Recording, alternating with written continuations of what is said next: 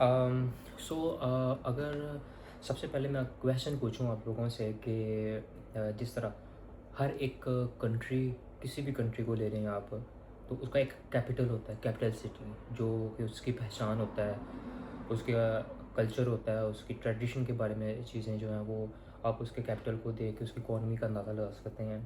पाकिस्तान का इस्लामाबाद है, इंडिया का न्यू दिल्ली है, वाशिंगटन डीसी जो है वो अमेरिका का है, और इसी तरह जो लंदन है वो इंग्लैंड का, यूनाइटेड किंगडम का है। सो क्वेश्चन में ये है कि अगर मैं आपसे कहूँ कि पूरी दुनिया को आप कंसिडर करें एक मुल्क और उसका कैपिटल जो है वो देखेंगे, सेलेक्ट करें, तो आप कौन सा सिटी सेलेक्ट करेंगे?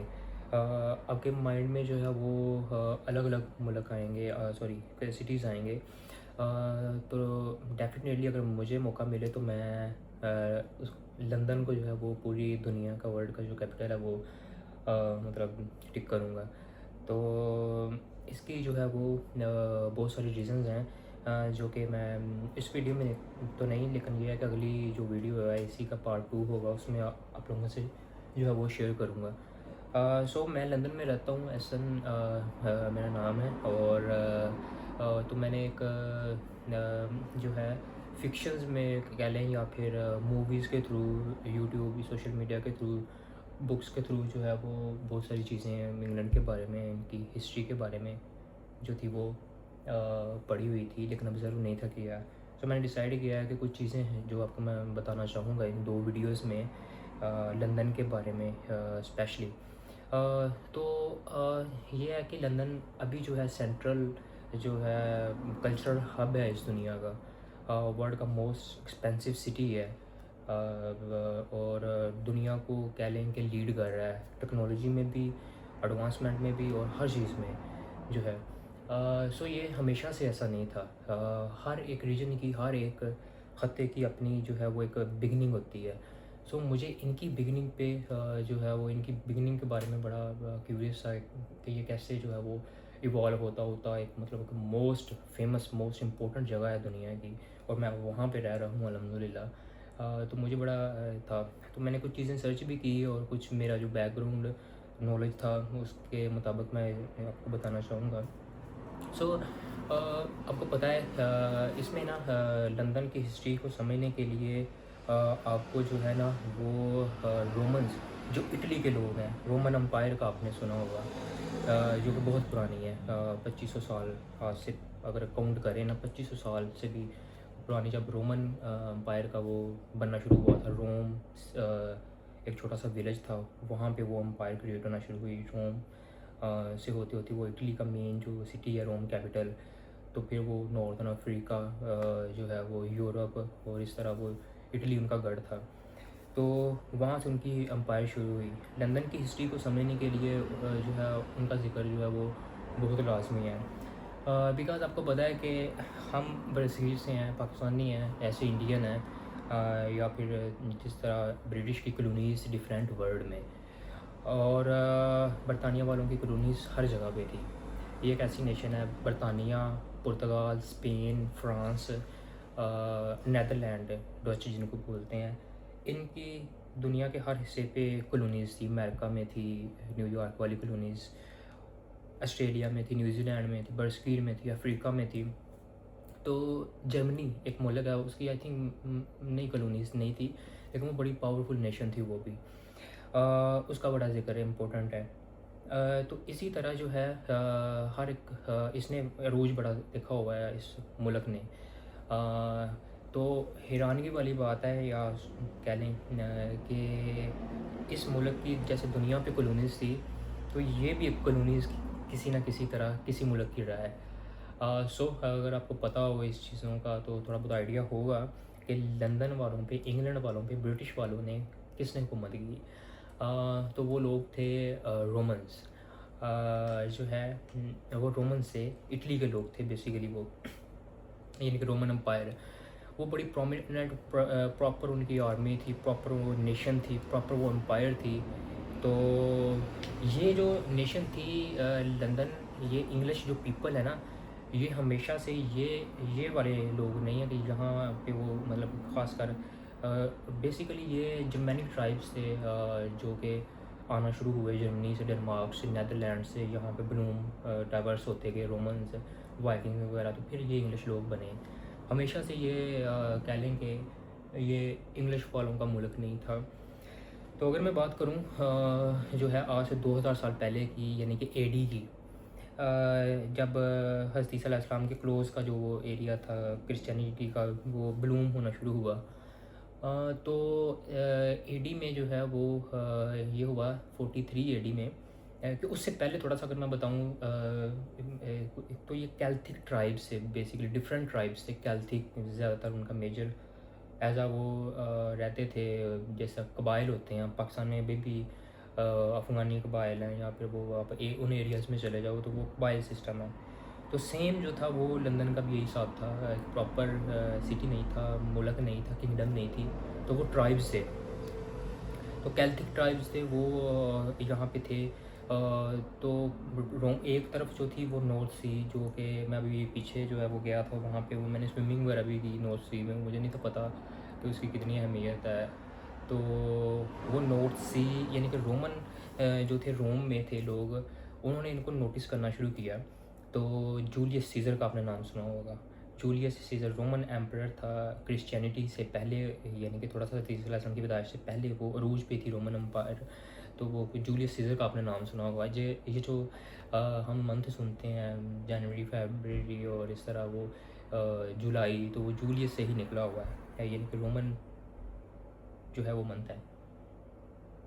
तो वो उसने 55-54 BC बिफोर क्राइस्ट से पहले इस एरिए का ऑब्ज़र्व किया, एनालाइज़ किया, लेकिन प्रॉपर जो है उसने इन्वेजन नहीं की। तो उसके बाद जो ये कि 100 साल बाद एम्परर था एक क्लाडियस 43 AD में। तो वो मैंने ब्रिटिश म्यूज़ियम में लास्ट टाइम जो था वो विज़िट किया था। तो वहाँ पे मैंने वो देखा था, क्लाडियस ने जब यहाँ पे किया था, अटैक किया था इस इंग्लैंड पे, तो उसने फिर इसको कॉलोनाइज़ ने एक तरह से कर लिया। प्रॉपर कॉलोनाइज़ तो नहीं, लेकिन वेल्स और इंग्लैंड का कुछ ज़्यादातर पार्ट उसके रोमन्स के अंडर आ गया। और जब वो इनके अंडर में आया तो जो है उसने मतलब कि कह लेंगे 43 में किया स्टार्ट। फिर रोमन का बाकायदा तौर पे जो है वो यहाँ पे कंस्ट्रक्शन आप इनकी देखें, इनके रोड्स देखें, इनके स्कल्पचर्स देखें, इनकी सकाफत में वो एक हमें जो है वो नज़र आती है चीज़। तो जो कैल्थिक ट्राइब से उनकी कुछ ग्रुपों ने, जो उनके मेन ग्रुप थे, उन्होंने रेजिस्टेंस शो की, लेकिन वो इनफ नहीं थी। जिस तरह रोमन की वो एक आर्मी थी, ऑर्गेनाइज्ड आर्मी थी, एक वेल ऑर्गेनाइज्ड नेशन थी, उनके खिलाफ ये टिक नहीं पाए ज़्यादातर। तो इस तरह वो इनके अंडर आ गया। उसके बाद ये होता है कि ये उनके अंडर में आ गए। फिर ये हुआ कि जैसे हर अरूज को ज़वाल होता है, तो रोमन के जो थे, आपको पता है कि नबी पाक सल्लल्लाहु अलैहि वसल्लम के दौर में भी एक वेस्टर्न रोमन एम्पायर थी, जो कि थी मेन रोम में, और दूसरी थी ईस्टर्न, जो कि वो इस्तंबुल, ओटोमन वाली साइड पे थी। इस्तंबुल उसका कैपिटल था। तो वेस्टर्न जो थी वो इसी एज में 453 AD के आसपास जो है वो कोलैप्स हो गई थी फुल। लेकिन जो ईस्टर्न थी, जो नबी पाक सल्लल्लाहु अलैहि वसल्लम ने, जब हज़रत उमर अलैहिस्सलाम ने जो जंग की थी पर्शिया के ख़िलाफ़, आई थिंक सहाबा कराम में से, तो वो तब ख़त्म हुआ 1453 में, जब इस्तंबुल जो है वो फ़तह हुआ है प्रॉपर। तो वो तब ख़त्म हुई थी, ओटोमन ने जब ख़त्म की थी, सॉरी।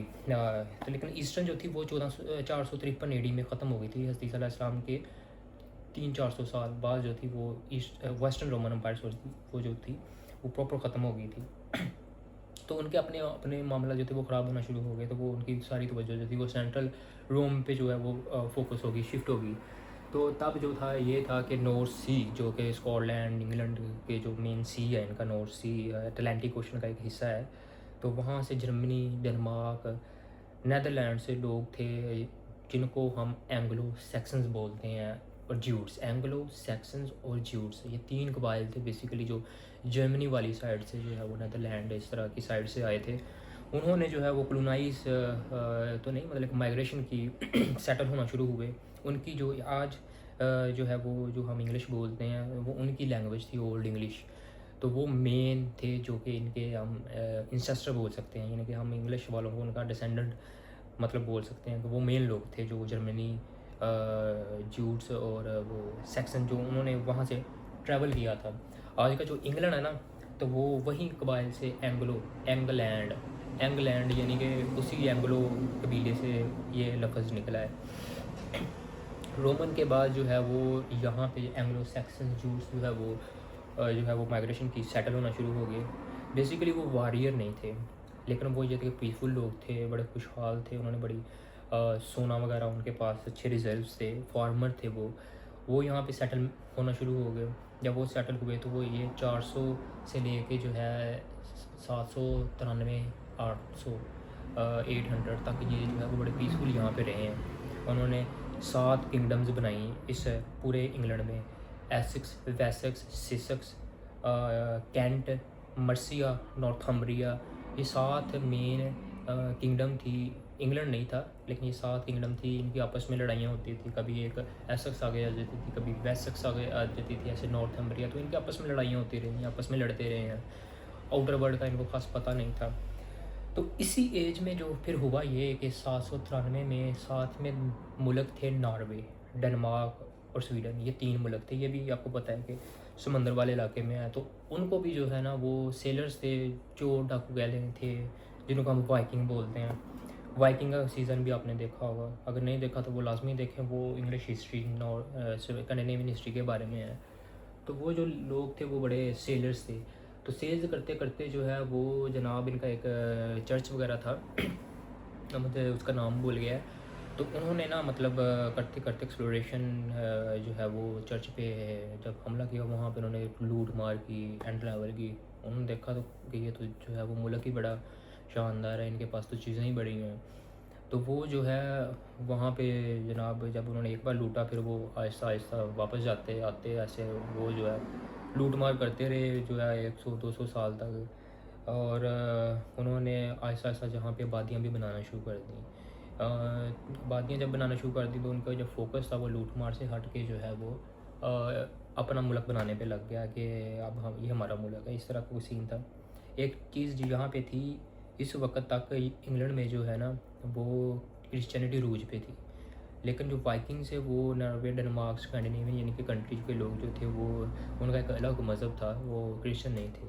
बट ये है कि यहाँ पे क्रिश्चियनिटी थी, तो उनके लोगों ने जो है क्रिश्चियनिटी जो थी वो यहाँ पे ब्लूम होना शुरू हो गई। फिर नॉर्वे के जो लोगों ने क्रिश्चियनिटी को फॉलो किया, और यानी कि वो यहाँ पे आए किसी और मज़हब के साथ, जब वापस गए तो वो क्रिश्चियनिटी उनके मुल्क में जो है फैल गया। तो इसीलिए आज वो भी जो है वो मुल्क जो हैं वो क्रिश्चियन है।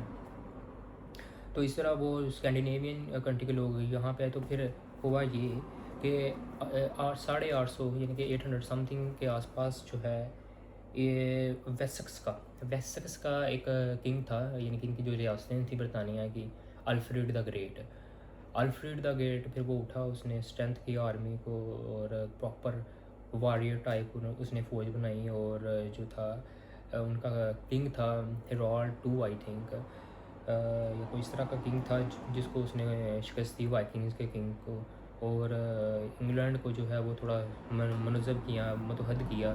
और जो है वहाँ से जो है ना इंग्लैंड मतलब कि प्रॉपर एक मुल्क की शक्ल में आ गया। इस वक्त जो स्कॉटलैंड है, यूनाइटेड किंगडम है, या वेल्स है, या आयरलैंड है, ये इनकी एथनिसिटी, इनका सब कुछ डिफरेंट था। लेकिन ये है कि इनकी जियोग्राफी, अब कह लें कि एक आइलैंड कंट्री में आते थे, जियोग्राफी इनकी सेम है लेकिन एथनिसिटी इनकी बहुत मुख्तलिफ है। आप स्कॉटलैंड के किसी बंदे को उसको ब्रिटिश बोल दो ना तो वो पड़ जाएगा आपको, क्योंकि रिसेंटली मैंने स्कॉटलैंड का विज़िट किया था तो वहाँ पे मेरा आमना सामना हुआ। लैंग्वेज सेम है लेकिन ये कि वो बहुत माइंड करते हैं, खुद को ब्रिटिश नहीं कहलवाते। तो ये था, लेकिन वो जो थे वो अलग थे। मेन इंग्लैंड, लंदन, ये जो रियासतें मैंने आपको बताई ये इकट्ठी होगी। ये नहीं कि एंग्लो सैक्सन्स के दौर में वो Alfred the great Anglo Saxons ही था।